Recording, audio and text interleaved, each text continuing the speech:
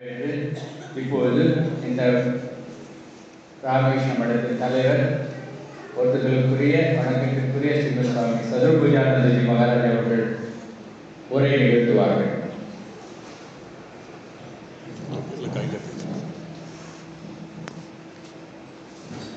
முதலில் என்னுடைய கல்பத்திரு வாழ்த்துக்கள். இன்று ஜனவரி 1 முதலாம்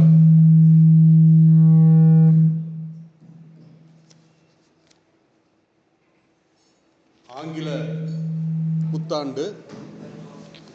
அந்த நாளிலே நாம் கல்பத்தரு என்று கொண்டாடுகிறோம். இன்றைக்கி பார்த்திங்கன்னா இந்த சமூக ஊடகங்கள் முழுவதுமே நைட்டு 12 மணிலேருந்து wish you happy new year. நம்ம கலாச்சாரம் எப்படி மாறுது பாருங்கள். Wish you happy new year சொல்லி அதனால் நான் நைட்டு சுவிட்ச் ஆஃப் பண்ணி வச்சுட்டேன் ஃபோனை. ஏன்னா 12 மணிக்கு யாராவது ஃபோன் பண்ணி வாழ்த்துக்கள் சொல்லுவாங்க. தூக்கம் வர நேரத்தில் வாழ்த்துக்கள் நான் என்ன பண்ணுறது? அதனால் நேற்று சுவிட்ச் ஆஃப் பண்ணி வச்சுட்டேன். ஆனால் கல்பத்தரு அந்த ஜனவரி 1ஆம் தேதி நம்ம ஏன் கல்பத்தருவாக கொண்டாடுறோம் அப்படின்னா, கல்பத்தரு பகவான் ராமகிருஷ்ணன் வந்ததுக்கு அப்புறம் தான் இருக்கா அப்படியா அப்படின்னு ஒரு கேள்வி நமக்கு வருது. கிடையாது. எல்லா அவதார காலங்களிலும் கல்பத்தரு இருந்திருக்கு. ராமகிருஷ்ணர் ஜனவரி 1ஆம் தேதி ஆங்கில புத்தாண்டை கல்பத்தருன்னு சொன்னார். எப்படி துவாபர யுகத்தில் ராமபிரான் கல்பத்தருவாக இருந்தார், திரேதா யுகத்தில் ராமன் எப்படி கல்பத்தருவாக இருந்தார், துவாபர யுகத்தில் கிருஷ்ணன் எப்படி கல்பத்தருவாக இருந்தார், கலியுகத்தில் எப்படி பகவான் ராமகிருஷ்ணன் கல்பத்தருவாக இருந்தார் அப்படிங்கிறது நம்ம கொஞ்சம் பார்ப்போம். முதல் கல்பத்தருன்னா என்ன? விருப்பங்களை நிறைவேற்றும் மரம். நம்ம புராணங்களில் இருக்குது. தேவலோகத்தில் ஒரு மரம் இருக்கான், கற்பக விருட்சம் அப்படின்னு சொல்லி ஒரு மரம் இருக்கான். அந்த மரத்துக்கு கீழே எதை வேண்டி விரும்பினாலும் அது கிடைக்கும் அப்படிங்கிற ஒரு மரம் அங்கே இருக்குது. அது இங்கே இருந்தால் நல்லா இருக்கும்னு நினைக்கிறேன். பார்க்குறேன், நான் குருதேவர்கிட்ட சொல்லி பார்க்குறேன். இங்கே வந்தால் எல்லாருக்குமே, ஏன்னா கூட்டமே வர்றதில்லை இங்கே. யாருக்குமே ஆரத்தியே 2 பேர் 3 பேர் தான் வருவாங்க, யாருமே வர்றதில்லை. ஆனால் இந்த நியூ இயருக்கு மட்டும் எல்லோரும் வந்திருக்காங்க. எல்லாருக்கும் வருகன்னு வாழ்த்து சொல்லிக்கிட்டு, இந்த கல்பத்தருன்றது விருப்பங்களை நிறைவேற்றும் மரம். முதலாக அதை பொருள் நம்ம புரிஞ்சுக்கணும். பகவான் மனித ரூபத்திலே தான் அவதாரமாக வருவார். உங்களுக்கு எல்லாருக்குமே தெரியும், திரேதா யுகத்தில் ராமபிரான் அவதாரமாக வந்தார். ஏராளமான பக்தர்கள் அவரை தியானித்து ஆனந்தம் அடைந்தார்கள். உங்களுக்கு எல்லாருக்கும் தெரியும். அதே மாதிரி கிருஷ்ணர் துவாபர யுகத்தில் வந்தார். அவர் பகவத்கீதை என்ற ஒரு நூலை நமக்கு கொடுத்தார். அதாவது த லைஃப் இஸ் கேம். இந்த உலகம், இந்த வாழ்க்கை என்பது ஒரு விளையாட்டு. அதை எப்படி விளையாடணும், எப்படி சக்ஸஸ்ஃபுல்லாக விளையாடணுங்கிறத அந்த புத்தகத்தில் சொல்லப்பட்டிருக்கு. அதே மாதிரி ஸ்ரீமத் ராமாயணமே ஒரு கல்பத்தரு அப்படின்னு யார் சொல்கிறாருன்னா, பக்த ஞானி துளசிதாசர் சொல்கிறார். ராமாயணமே ஒரு கல்பத்தரு அப்படின்னா பாருங்கள், ராமாயணம் பாராயணம் செய்தால் வறுமை, தாமதமான திருமணம், தாம்பத்திய ஒற்றுமையின்மை, குடும்பத்தினர் மற்றும் சக ஊழியர்களிடையே ஏற்பட்ட அகந்தை மோதல் போன்ற பல பிரச்சனைகள் தீரும் என்று துளசிதாசர் சொல்கிறார். ராமாயணம் பாராயணம் பண்ணாலே போதும். அப்படி பாருங்கள், இவ்வளவு பிரச்சனையை சால்வ் பண்ணக்கூடிய அந்த ராமாயணம், அதை சொன்ன நாயகன் ராமரை பற்றிய நூல் அது. ஆனால் ராமபிரானை நாம் அவருடைய நாமத்தை சொன்னால் நமக்கு எப்படி ஒரு நல்லது நடக்கும், அதாவது ஒரு கல்பத்தருவாக ராமன் இருந்தார் அப்படிங்கிறது. இப்போ ராமன் எப்படி கல்பத்தருவாக இருந்தார் அப்படிங்கிறது நம்ம பார்க்க போகிறோம். ஜஸ்ட்டு நீங்கள் ஒரு இமேஜின் பண்ணுங்கள். ராமாயணம் எல்லாமே நம்ம டிவியில் பார்த்துருக்கோம். ராவணன் யுத்தம் தொடங்க போகுது. அந்த யுத்தத்துக்கு முன்னாடி விபீஷணனும் 4 அமைச்சர்களும், அதாவது ராவணனுடைய அரசவையில் இருந்த 4 அமைச்சர்கள், விபீஷணன் ராமனை சந்திக்க வருகிறார். அப்போ ராமன் போருக்காக தயாராக இருக்கிறார். வானரங்கள் எல்லாம் தயாராக இருக்கிறார். பெரியவங்கெல்லாம் அங்கே இருக்காங்க. அப்போது சுக்ரீவன் சொல்கிறான், விபீஷணன் உங்களுக்கு தெரியும் ராவணனுடைய தம்பி, அவன் உளவாளியாக இங்கே வந்திருக்கிறான் அப்படின்னு சொல்கிறார். ஒவ்வொருத்தரும் அவருடைய கருத்துக்களை எல்லாம் சொல்லிகிட்டே வந்தாங்க. ஆனால் அனுமான் மட்டும் என்ன சொன்னார்? கிடையாது அப்படின்னாரு. ஆனால் ராமன் கடைசி என்ன சொன்னார் தெரியுமா? எல்லாருடைய கருத்துக்களையும் கேட்டுட்டு ராமன் சொல்றார், சத்குரு தேவ பிரபன்னாய ததாமிச்ச யாச்சதே அபயம் சர்வ பூதேபியோ ததாம்யகம் வரதம் மமா அப்படின்னு சொல்றார். இது ராமாயணத்தில் வர்றது. அதாவது ஒருவன் ஒரு முறை எனக்கு சரணடைந்தால், ஒரு முறை சரணடைந்தால், நான் உன்னுடையவன் என்று நினைத்தால் எல்லா உயிர்களுக்கும் அவர் அபயம் வழங்குபவர். இது ராமாயணத்தில் உள்ள சமரஸ் ஸ்லோகம் அப்படின்னு சொல்லுவாங்க. அதாவது சாரம், எல்லாருக்கும் ராமாயணத்தை சொல்றதுக்கு பதிலாக இந்த ஒரு ஸ்லோகம் சொன்னாலே முழு ராமாயணம் சொன்ன மாதிரி. அதாவது என்னிடம் சரணடைந்தவர்களை காப்பது என்னுடைய தவம். அதான் சொல்றாரு, சர்வபூதேபியோ ததாம்யகம் விரதம் மமா. நான் விரதமாக எடுத்துக்கிறேன், கடமை கிடையாது, அவர் விரதமாக எடுத்திருக்கிறார். ஸோ அப்படி விபீஷணன் மட்டுமா கிடையாது, அசுரர்கள், வானரர்கள், மனிதர்கள், ரிஷிகள், ஏன் சின்ன அணில் கூட ராமனிடம் சரணடைந்தால் அவருக்கு உயர்ந்த ஆன்மீக ஞானத்தை கொடுத்தவர் அப்படின்னு சொல்லி அந்த திரேதா யுகத்தில் ராமன் கல்பத்தருவாக இருந்தார். சரி, துவாபர யுகத்தில் கிருஷ்ணர் எப்படி கல்பத்தருவாக இருந்தார்? பகவத்கீதையிலே அந்த ஸ்லோகம் இருக்கு, 66வது ஸ்லோகம் 18வது அத்தியாயத்தில்.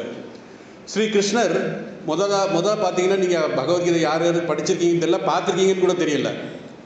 அதில் பார்த்தீங்கன்னா நம்மளுடைய லட்சியத்தை அடைவதற்கு, மனித வாழ்க்கையின் லட்சியம் இறைவனை அடைவது தான். நம்ம மனித வாழ்க்கையின் லட்சியம் நம்ம எல்லாம் நினச்சிக்கிறோம். காரணம் என்னென்னா, நம்ம இந்த உடல் மனதோடு சார்ந்து இருக்கிறனால அதை விட உயர்ந்தது எதுவும் தெரியல. நமக்கு குடும்பம் கூட்டி நம்மளுடைய சொத்து எல்லாமே நம்ம இன்னும் இம்ப்ரூவ் பண்ணணும், அது வேணும் தான். ஏன்னா 4 வகையான பக்தர்கள் பகவானை வேண்டுகிறார்கள். யார்? அர்த்தார்த்தி, ஜிக்யாசு, ஞானி அப்படின்னு சொல்கிறது. அர்த்த அப்படின்னா துயரத்தில் இருப்பவன், ரொம்ப கஷ்டமாக இருக்கும், ரொம்ப எனக்கு இது சரியாகணும், அது சரியாகணும், நோய் நொடிகள் இருக்கும், பணம் இருக்காது, அது இந்த மாதிரி அர்த்தம் அப்படின்னு சொல்கிறது. அர்த்தார்த்திங்கிறது அடுத்த ஸ்டெப்பு.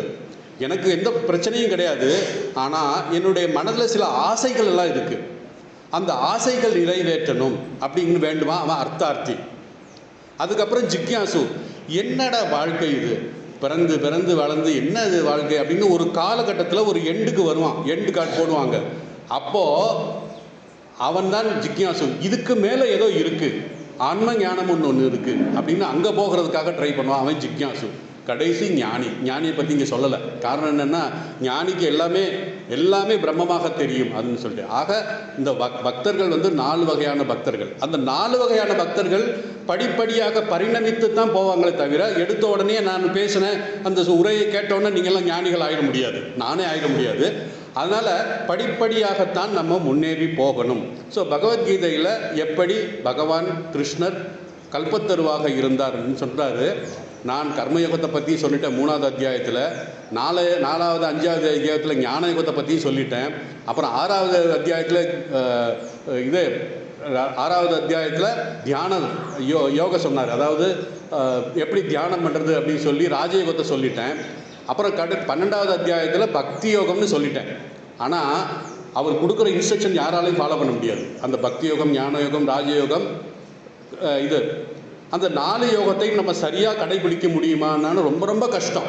அதனால் கடைசி பார்த்தார் அர்ஜுனனோட மூஞ்சியை, இது ஒன்றும் சரிப்பட்டு வராதுன்னு சொல்லிட்டு 66வது அத்தியாய ஸ்லோகத்தில் சர்வதர்மான் பரித்யஜ்ய மாமேவ சரதம் விரஜா அகம் துவாம் சர்வ பாபேபியோ மோக்ஷயிஷ்யாமி ந சுச்சா. ஒன்றும் கவலைப்படாத. எப்படி ஆரம்பித்தார் தெரியுமா? கவலைப்படாதுன்னு தான் ஆரம்பித்தான். அசோச்சியான் அன்வசோச்சத்துவம் பிரஜாவாதாம்ச பாசஜே கதாசு நவகதாசுஞ்ச நானு சோச்சந்தி பண்டிதா. எங்கே ஆரம்பித்தார்? 2வது அத்தியாயத்தில் 11வது ஸ்லோகத்தில் கவலைப்படாதே, நியூ இயர் புது வருடம் அதுவும் கவலையே படாத அப்படின்னு ஆரம்பிச்சுட்டு 18வது அத்தியாயத்தில் நான் பார்த்துக்கிறேன், நீ ஒன்றுமே பண்ண வேணாம், நீ சரணடைந்தால் போதும், என்னிடம் சரணடைந்தால் போதும். ஏன்னா இந்த பரிணாமம் எப்படி வருதுன்னா, கர்மயோகம் செய்ய சொல்கிறாரு அப்படின்னா, நம்முடைய சங்கல்பங்கள் தியாகமும், சங்கல்ப தியாகம் தான் கர்மயோகம். கர்மயோகம் எதுக்கு? நமக்கு என்னென்ன சங்கல்பம்னா, மனசில் என்னென்னமோ நினச்சிக்கிட்டு இருப்போம், அப்போ சும்மா உட்காந்துருந்தா என்ன ஆகும்னா அது அப்படியே மல்டிப்ளை ஆகும், அந்த எண்ணங்கள் மல்டிப்ளை ஆகி போயிட்டே இருக்கும். அதனால் கர்மயோகம் செய்ய செய்ய நம்முடைய சங்கல்பங்கள் நீங்கும். அப்புறம் பக்தி யோகம் ஏன் செய்ய சொல்கிறேன்னா மமதா தியாகம். பக்தி யோகத்தின் மூலமாக நான் என்னுடையது. ஏன்னா இவர் சொல்கிறார், துளசிதாஸ் சொல்கிறாரு, நான் எனது என்பது ஒரு பெரிய மரணம் போல அப்படின்னு சொல்கிறாரு. ஸோ பக்தி யோகத்தின் மூலமாக மமதா தியாகம். கடைசி ஞான யோகத்தில் என்ன வருது அப்படின்னா அதுதான் ரொம்ப முக்கியம். ஞான யோகத்தில் அகங்கார தியாகம். அகங்கார தியாகம் மட்டும் நான் எப்படி இருக்கிறது இந்த உடம்புல அப்படின்னா எல்லாமே பிரம்மமாக தெரியும், எங்கும் பிரம்மன் இருப்பான், எங்கும் பரம்பொருள் இருப்பார் அப்படின்னு சொல்லி நீ ஒன்றுமே செய்ய வேண்டாம். அதனால் இன்றைக்கி ரொம்ப ஈஸியான மெத்தடு பகவான் சொல்லியிருக்காரு. அதான் குருதேவரும் சொல்கிறாரு, ராமபிரானும் சொல்லியிருக்காரு, கிருஷ்ணரும் சொல்கிறாரு. நமக்கு இந்த கர்மயோகம், பக்தி யோகம், ஞான யோகம், ராஜயோகம் எதுவுமே நமக்கு வேண்டாம்பா. அப்போ என்ன பண்ணுறது?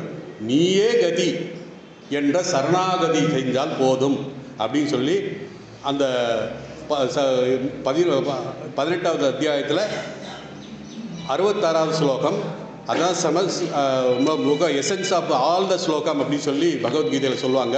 அதனால் நாம் இந்த நல்ல நேரத்தில் பகவான் கிருஷ்ணரையும் ராமரையும் நினைத்து, அந்த ராமரும் கிருஷ்ணருமாக இருந்த பகவான் ராமகிருஷ்ணர் இன்று கல்பத்தருவாக இருந்து கல்பத்தருவாக அவர் அவதரித்தார். இதெல்லாம் நடந்து தெரியும். 1886 ஜனவரி 1ஆம் தேதி அவர் பகவான் ராமகிருஷ்ணர் தொண்டை புற்றுநோயாக இருந்தால் உங்களுக்கு எல்லாருக்கும் தெரியும். 30 ஆண்டு காலம் தட்சிணேஸ்வரத்தில் வாழ்ந்து பிறகு டாக்டர்ஸ் எல்லாம் சொல்லிட்டாங்க, கொஞ்சம் வெளியே எங்கேயாச்சும் கொஞ்சம் காத்தோட்டமான இருக்கிற இடத்துக்கு கூப்பிட்டு போகணும்னு சொல்லி சிகிச்சைக்காக அங்கே கூட்டிகிட்டு போனாங்க. முதல் ஷாம் பஜார் கூட்டிகிட்டு போனார், அங்கேயும் சரி வரல. அதுக்கப்புறம் ஒரு தோட்ட வீடு காசிப்பூர், இன்றைக்கெல்லாம் போய் பார்த்தீங்கன்னா தெரியும், லட்சக்கணக்கான மக்கள் நைட்டு கொண்டு வெயிட் பண்ணிடுவாங்க. குறைஞ்சது ஒரு 10-15 லட்சம் மக்கள் அங்கே காசிப்பூர் அப்படின்னு சொல்லி கல்கத்தாவில், கிழக்கு கல்கத்தாவில் இருக்குது. நீங்கள் அங்கே போனீங்கன்னா பார்க்கலாம். அந்த காசிப்பூர் வடக்கு பகுதியில் உள்ள காசிப்பூர் கார்டன் அப்படிங்கிற ஒரு இடத்துல பகவான் ராமகிருஷ்ணனுக்கு தங்க ஏற்பாடு செஞ்சாங்க. ஒரு மாதம் கொஞ்சம் நல்லா அந்த சிகிச்சை கொஞ்சம் பலனடைந்ததன் காரணமாக கொஞ்சம் முன்னேறினார். ஜனவரி 1ஆம் தேதி மதியம் 3 மணி அளவிலே அன்னைக்கு கொஞ்சம் நல்லா ஃபீல் பண்ணனால அவருக்கு கொஞ்சம் கீழே இறங்கி நடக்கலான்னு சொல்லி கீழே இறங்கி வந்தார். அதை பார்த்தோன்னு பக்தர்கள் எல்லாம் ரொம்ப ஆச்சரியப்பட்டாங்க. அப்போ கீழே இறங்கி நடந்து வந்தபோது ரைட் சைடில் ஒரு சின்ன குளம் இருக்குது, அங்கே ஒரு லெஃப்ட் சைடில் ஒரு மாமரம் இருக்குது. அந்த மாமரத்தில் பக்கத்து வந்த உடனே பார்த்தாரு கிரீஷ் சந்திர கோஷ், ஒரு பெரிய நாடக ஆசிரியர், டைரக்டர், எல்லாமே அவர் தான். அந்த காலத்தில் படமெல்லாம் கிடையாதுனால நாடகம் தான். அந்த நாடக ஆசிரியர் கிரீஷ் சந்திர கோஷ் அப்படிங்கிறது கிரீஷ் பாபுன்னு சொல்லுவாங்க. அவர் அங்கே உட்கார்ந்துருந்தார் சில பக்தர்களோடு. குருதேவரை பார்த்த உடனே அங்கேருந்து ஓடி வந்தார். அப்போது குருதேவர் கேட்டார், கிரீஷ், நீ என்னை என்ன பார்த்துட்ட, என்கிட்ட நீ என்ன பார்த்துட்ட, நீ எல்லாத்தையுமே அவதாரம் சொல்கிறியாமே, என்ன நீ என்னை பார்த்துட்ட அப்படின்னு சொல்லும்போது கிரீஷ் குருதேவரை பார்த்து கண் கலங்கி அவர் சொல்கிறாரு, அந்த வியாச பகவானாலே எதுவும் சொல்ல முடியல, ராமாயணம் எழுதிய வால்மீகியே ஒன்றும் சொல்ல முடியாத, பகவான் இப்படி இருப்பார்னு சொல்ல முடியாத ஒரு நிலையில் அவர் வர்ணனம் பண்ண முடியல, ஆஃப்டர் ஆல் நான் என்ன பண்ண முடியும் அப்படின்னு சொல்ல உடனே குருதேவர் என்ன சொன்னார், அந்த நேரத்தில் அவர் சமாதிக்கு போய் சொன்னார், இதற்கு மேல் நான் என்ன சொல்கிறது, உங்கள் அனைவரையும் ஆசீர்வதிக்கிறேன், உங்கள் எல்லோருக்கும் ஞான ஒளி வரட்டும், ஞானம் வரட்டும் அப்படின்னு சொல்லி எல்லாரையுமே தொட்டவுடனே எல்லாருக்குமே அப்படி என்ன தொட்டதில் என்ன வருது அப்படின்னா நம்முடைய பியூர் கான்சியஸ்னஸ், அதாவது நம்முடைய உள்ளுணர்வை தட்டி எழுப்புகிற மாதிரி அவங்க என்னென்னமோ அவங்களுடைய இஷ்ட தெய்வ காட்சி கிடைக்குது. சில பேர் அழுகிறாங்க, சில பேர் சிரிக்கிறாங்க, சில பேர் டான்ஸ் ஆடுறாங்க, இப்படி ஒவ்வொருத்தரும் ஒவ்வொரு மாதிரி. ஆனால் நம்ம என்னத்தை அந்த உள்ளுணர்வையெல்லாம் மறைச்சிட்டு நம்ம இங்கே உட்காந்துருக்கோம் இப்போ. அதனால் பகவான் ராமகிருஷ்ணர் சொன்னார், அந்த உள்ளுணர்வை தட்டி எழுப்பி உங்கள் எல்லோருக்கும் ஆன்ம ஞானம் கிடைக்கட்டும் அப்படிங்கிற ஒரு பெரிய ஒரு விஷயத்தை அங்கே சொன்னார். அந்த காரணம் அந்த ஆன்ம ஞானத்தின் நமக்கு என்ன கிடைக்கும் அப்படின்னா, நான் யார் என்ற உண்மையை நாம் தெரிந்து கொள்ளலாம். அதனால் அதை பார்த்தீங்கன்னா டெய்லி கண்டன பாடுவோம் நம்ம, அது அவதார ஸ்தோத்திரம். அதில் ஒரு வரி வரும், நிர்பய கத சம்சய திருட நிச்சய மானசவான் அப்படின்னு சொல்வார். அதாவது எப்படின்னா இதை நீங்கள் எப்படி பார்க்கணுன்னா, திருட நிச்சய, ஒரு உறுதியான ஒரு முடிவு எடுக்கணும்னா என்ன வேணும்? நமக்கு எந்த சந்தேகமும் இருக்கக்கூடாது. அதான் சொல்கிறார், கத சம்சய, எல்லா சந்தேகங்களும் போயிடுச்சுன்னா திருட நிச்சய, மன உறுதி கிடச்சிடும். மன உறுதி வந்தால் தான் நிர்பயம் வரும். நிர்பயம்னா பயமின்மை. நமக்கு பேசிக்கலாக எல்லா பயத்துக்கும் கடைசி அடியில் என்ன இருக்குன்னு பார்த்தீங்கன்னா, மூலமாக என்ன இருக்கும்னா மரண பயம் இருக்கும். அதைத்தான் சொல்கிறார் பகவான் ராமகிருஷ்ணர், நிர்பய கத சம்சய திருட நிச்சய. திருட நிச்சயம் இருந்தால்தான் நமக்கு நிர்பயம் வரும், நமக்கு எந்த பயமும் இருக்காது. காரணம், நாம் எல்லோரும் இறைவனுடைய குழந்தைகள். அதனால் பகவான் அந்த நேரத்தில் எல்லோருக்கும் ஆன்ம ஞானம் கொடுத்தார், பயமின்மையை கொடுத்தார், நான் யார் என்பதை தெரிய வைத்தார் அப்படின்னு. அப்படி அந்த ஞானத்தின் மூலமாக நம்முடைய உண்மையான சொரூபத்தை அறிய முடியும் அப்படின்னு சொல்லி அவரும் உணர்ந்தார், எல்லோரையும் அறிவித்தார். இப்படி பல பேர் அங்கே அந்த பக்தர்கள் இருந்தாங்க. அதில் ஒரு 3 பேருக்கு மட்டும் அவருக்கு அப்போதைக்கு யாரையும் அவர் தொடலை. 3 பேர். ஏன்னு கேட்டால் அவனுக்கு இன்னும் டைம் வரலன்னு சொல்லிட்டார். அதில் சன்யால், அதாவது கோவிந்தநாத் சன்யால்னு நினைக்கிறவர் அவர் பேர். அவர் மட்டும் என்னம்னா அவரையும் தொட்டார், அவரும் ஆன்மீக நிலையை அடைந்தார். 3 நாள் வீட்டுக்கு போனால் ஒரு வேலையும் செய்ய முடியலை. எதை பார்த்தாலும் இறைவனுடைய உருவம் தான் தெரியுது, எங்கேயுமே சொல்ல முடியல. 3ஆம் நாள் முடியலப்பா என்னால் ஆக்சுவலி ஓடி வந்து, பகவானே அந்த அருளை நீங்கள் திருப்பி எடுத்துக்குங்க அப்படின்னு சொன்னார். அதாவது அந்த சனியால் அவரால் முடியலை. காரணம் என்னென்னா, எந்த பிஸ்னஸும் பண்ண முடியல, எங்கேயும் போக முடியல. இப்போ எங்கே போனாலும் அதே தான். அதே மாதிரி தான் சுவாமி விவேகானந்தர் இந்த காசிப்பூரில் இருந்த பொழுது நிர்விகல்ப சமாதியை அடைந்தார். ஜஸ்ட்டு பகவான் ஒரு தொட்டார், ராமகிருஷ்ணர் ஒரு தொட்டார், அவர் நிர்விகல்ப சமாதி அடைந்தார். அங்கேருந்து அவர் வீட்டுக்கு போகிறாரு. வீட்டுக்கு போகும்போது நடு ரோட்டில் போயிட்டுருக்காரு. அங்கே ஒரு சேரட் வண்டி வருது. அந்த வண்டி இடித்தா என்ன ஆகும் தெரியாமல் அதையும் பிரம்மனாக பார்க்குறார், தன்னையும் பிரம்மனாக பார்க்குறார். எந்த வித்தியாசமும் தெரியல. அப்படி நாம் பயமின்மை அப்படிங்கிறது அதுதான் என்னுடைய பொருள். அதாவது எதுக்கு சொல்கிறேன்னா, இந்த பயமின்மை தான் நமக்கு மோட்சம் அல்லது வைகுண்டம். இப்போ கூட பெருமாள் கோயில் 2 நாள் முன்னாடி 30ஆம் தேதி வைகுண்ட ஏகாதசி நம்ம எல்லோரும் போனோம். சொர்க்க பரமபத வாசலுக்கு உள்ளே போயிட்டு வெளியே வந்தோம். என்ன, அன்னைக்கு பகவான் அங்கே பெருமாள் கல்பத்தருவாக இருந்து நமக்கு ஆசீர்வதிக்கிறார். ஏன்னா நீங்கள் எல்லாம் அங்கே போக மாட்டீங்க, அவரே வந்துடுறார். அங்கே அவரே வந்து உங்களை எல்லாருக்கும் மோட்சம் கொடுக்குறார். ஏன்னா நம்ம அந்த அளவுக்கு நமக்கு புத்தி கிடையாது அவரை போய் தேடணும்னு சொல்லிட்டு. அதனால் அவரே நம்மிடம் நமக்கு அருளை தருகிறார். அதனால் இந்த கல்பத்தரு கலியுகத்தில் கல்பத்தருவாக ஸ்ரீ ராமகிருஷ்ணன் நமக்கு உண்மை தன்மையை தருவதாக அருள் தருகிறார் அப்படின்னு சொல்லி, இந்த நல்ல நாளில் பகவான் ராமகிருஷ்ணர், அன்னை சாரதை, சுவாமி விவேகானந்தருடைய அருள் எல்லோருக்கும் பரிபூர்ணமாக கிடைக்க வேண்டும். மனித வாழ்க்கையின் லட்சியம் என்ன அப்படிங்கிறதையும் நீங்கள் புரிஞ்சுக்கணும். அதே போல் அமுத மொழிகள் அப்படிங்கிற ஒரு அருமையான கிரந்தம். ஏன்னா எந்த அவதாரத்திலையும் கிடைக்காத ஒரு அவதாரம் பகவான் ராமகிருஷ்ணருடைய அவதாரத்தில் நமக்கு அந்த புத்தகம் கிடைத்திருக்கிறது. அந்த அமுத மொழிகளை ரொம்ப எளிமையாக வாழ்க்கை எப்படி வாழணும், வாழ்க்கையின் லட்சியம் என்ன அப்படிங்கிற விஷயங்களெல்லாம் 4 கட்டளைகள் மூலமாக பகவான் ராமகிருஷ்ணன் சொல்லியிருக்கார். மனித வாழ்க்கையின் லட்சியம் இறைவனை அடைவது, அது 1 கோல். அதுக்கப்புறம் எப்படி சத்சங்கம் என்பது, இப்போ நீங்கள் எல்லாம் வந்திருக்கீங்க இந்த இடத்துல. ஜனவரி 1ஆம் தேதி நம்ம முதல் நாள் கோயிலுக்கு போயிட்டா வந்தால் போதும், அப்புறம் 364 கோயில் பக்கமே போக வேண்டாம் அப்படிங்கிற மாதிரி நம்ம சில பேர் நினைக்கிறோம். ஏன்னா இன்றைக்கி நமக்கு பகவான் நமக்கு டிக்கு போட்டார்னா அடுத்து ஒரு 364 நாளுக்கு ஒன்றும் பிரச்சனையே இல்லைன்னு நினைக்கிறோம். அப்படி கிடையாது. இந்த சத்சங்கம் வந்தால் தான் நான் சொன்ன நிர்பயம் கிடைக்கும். இந்த சத்சங்கத்தின் மூலமாக என்ன ஆகும்னு சொன்னால், உங்களுக்கு மன உறுதி வரும். பகவான் இருக்கிறார், நம்மை பார்த்து கொண்டு இருக்கிறார். இந்த 1.5 வருஷம் 2 வருஷம் ஆகுது நான் இங்கே பொறுப்பெடுத்து, எனக்கு உறுதியாயிடுச்சு. ஏன்னா இங்கே நான் இதுவரைக்கும் ஒரு அசிஸ்டண்ட்டாக தான் இருந்தேன். இங்கே தலைவர் பொறுப்பு, பெரிய தலையில் ஒரு பொறுப்பை கொடுத்துட்டாங்க. அது எப்படி என்ன பண்ணுறது அப்படிங்கிறத நம்ம சார் பாண்டரங்கன் சார், அப்புறம் எல்லாம் சேவா சங்கம் தலைவர், அப்புறம் நம்ம ரவீந்திரன் எல்லாம் அடிக்கடி நமக்கு கொஞ்சம் அப்பப்போ உபதேசம் பண்ணுவாங்க. உபதேசம்னா சென்ஸ் டைரக்ஷன் பண்ணுவாங்க. ஏன்னா இதுலேருந்து எனக்கு என்ன தெரியும்னா, பகவான் இருக்கிறாருங்கிற மனதில் உறுதியாயிடுச்சு எனக்கு. அதனால் சத்சங்கம் அப்படிங்கிறது எதுக்கு சொல்கிறோம் அப்படின்னா, சத்சங்கத்தின் மூலமாகத்தான் பகவான் இருக்கிறார் என்பது உறுதியாகும். அதனால தான் முதல் கட்டளை பகவான் என்ன சொல்கிறார், ராமகிருஷ்ணன்னா மனித வாழ்க்கையின் லட்சியம் சொல்லிட்டு அதனுடைய முதல் கட்டளை என்ன சொல்கிறாருன்னா சத்சங்கம். அந்த சத்சங்கம் ஆனதுக்கு அப்புறம்தான் நமக்கு தனிமையிலே போய் இறைவனுக்காக பிரார்த்தனை செய்ய முடியும். ஏன்னா பகவான் இல்லை அப்படின்னு தெரிஞ்ச இருக்கா இல்லையா அப்படிங்கிற சந்தேகத்தில் இருந்தோம்னா நமக்கு ஒன்றும் இது வராது. அதனால் பகவான் இருக்கிறார் என்பதை உறுதி செஞ்சதுக்கப்புறம் தான் தனிமையிலே பிரார்த்தனை செய்து உங்களுக்கு என்ன வேண்டுமோ, ஏன்னா நீங்கள் கேட்டதை கொடுப்பவர் அவர், உங்களுக்கு தருவார். அதுக்கப்புறம் என்ன சொல்கிறாரு, சத்சங்கம் அதுக்கப்புறம் தனிமையிலே இறைவனுக்காக பிரார்த்தனை செய்வது.